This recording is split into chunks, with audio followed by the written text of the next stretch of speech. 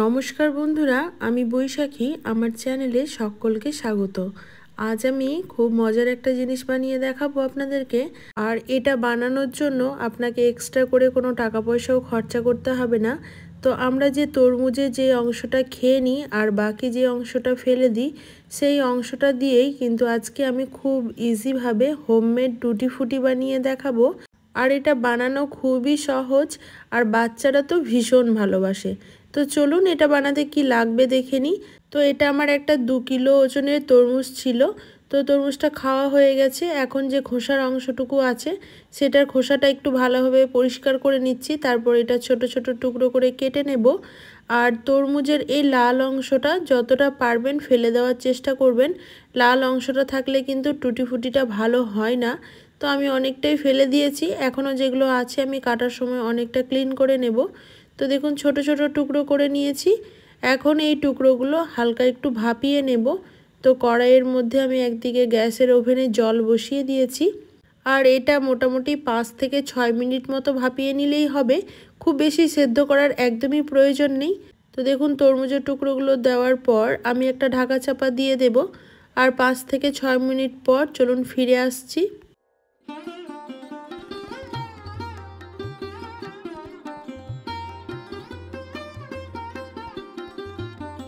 তো দেখুন 5 মিনিট পর আমি গ্যাসের ওভেনটা বন্ধ করে দিয়েছিলাম। এখন একটা ঝুড়ির মধ্যে আমি ছেঁকে নিয়েছি।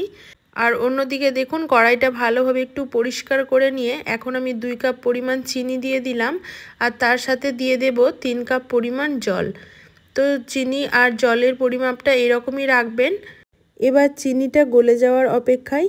কোনো প্রকার একতার বা দুতার শিরা করার প্রয়োজন নেই, বা চিটচিটা রস তৈরি করতে হবে তেমন কোনো ব্যাপার নেই। জাস্ট চিনিটা গলে গেলেই এখানে আমি 1 টুকরো দারচিনি আর 2টো এলাচ দিয়েছিলাম, যাতে করে স্মেলটা খুব ভালো আসে। এবার যে তরমুজের খোসাগুলো সেদ্ধ করে রেখেছিলাম সেইগুলো দিয়ে দিলাম। এবার এই চিনির রসের মধ্যে আমাকে 15 থেকে 20 মিনিট মতো তরমুজের টুকরোগুলো খুব ভালোভাবে জাল করে নিতে হবে। তো দেখুন আমি 15 থেকে 20 মিনিট মতো জাল করে নিয়েছি। এখন গ্যাসের স্টিমটা বন্ধ করে দিলাম। আর এইগুলো আমি একটু কালার দেব, তাই আলাদা আলাদা পাত্রে নিয়ে নিয়েছি।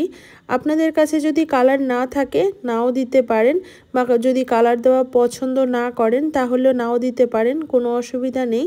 তো আমার বাচ্চারা একটু ভালোবাসে তাই আমি একটু কালার দিয়েছি, ফুড কালার ব্যবহার করেছি।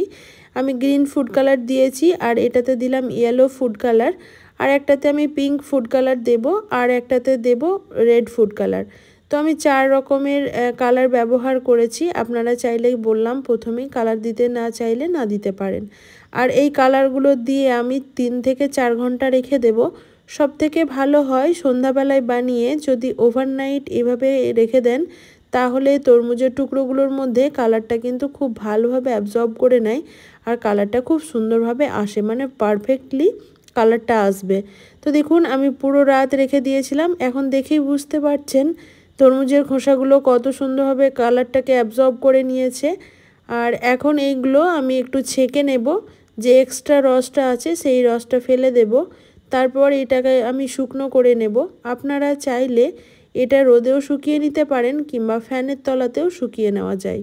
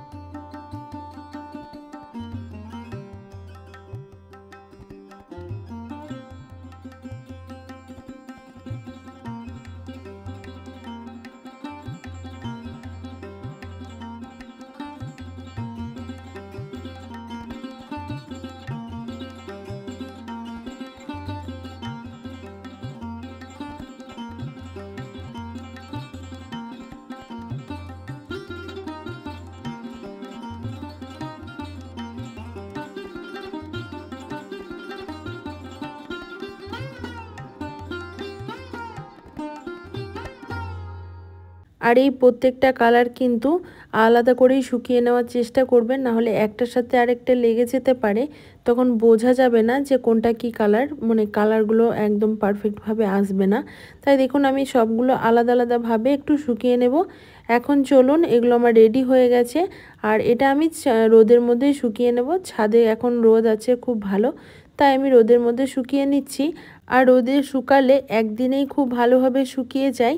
আর রোদে দেওয়া যদি প্রবলেম থাকে তাহলে ফ্যানের তলায়ও শুকিয়ে নিতে পারবেন, সেক্ষেত্রে 2 দিন থেকে 3 দিন মতো টাইম লাগবে, বাট সেটাতেও কোনো রকম অসুবিধা হবে না। তো দেখুন আমি শুকনো করে নিয়েছি, এখন আমি ফিরে এসেছি আর আপনাদেরকে দেখাচ্ছি এগুলো কেমন হয়েছে। দেখতে তো খুবই লোভনীয় লাগছে আর খেতেও কিন্তু ভালোই লাগছিল। কেকের জন্য আপনারা যে বাজার থেকে টুটি ফুটি অনেক দাম দিয়ে কেনেন, সেটা এখন আর কিনতে হবে না। তরমুজের খোসার অংশ দিয়ে খুব সহজেই কিন্তু এটা বানিয়ে নিতে পারবেন। আর বাচ্চারা কিন্তু এই কালারফুল টুটি ফুটিগুলো খুবই ভালোবাসে। তো চলুন এটা এখন স্টোর করে রাখবো যে কোনো একটা পাত্রের মধ্যে। কাঁচের বোতল হলে খুবই ভালো হয়, না হলে প্লাস্টিকের বোতলেও এটা রাখা যেতে পারে। আর এটা যদি আপনি বাইরে রাখেন তাহলে 2-3 মাস ইজিভাবে বাইরে স্টোর করে রাখতে পারবেন। আর আপনি যদি ফ্রিজে রাখেন তাহলে 6 মাস থেকে 1 বছর পর্যন্ত এটা স্টোর করা যায়, কোনো রকম খারাপ হবে না। খুব বেশি দিন ধরে এটাকে স্টোর করে রাখতে চাইলে মাঝের মধ্যে একবার করে 1-2 ঘন্টার জন্য রোদ দিয়ে দিতে পারেন, তাহলে তো আর একদমই খারাপ হবে না।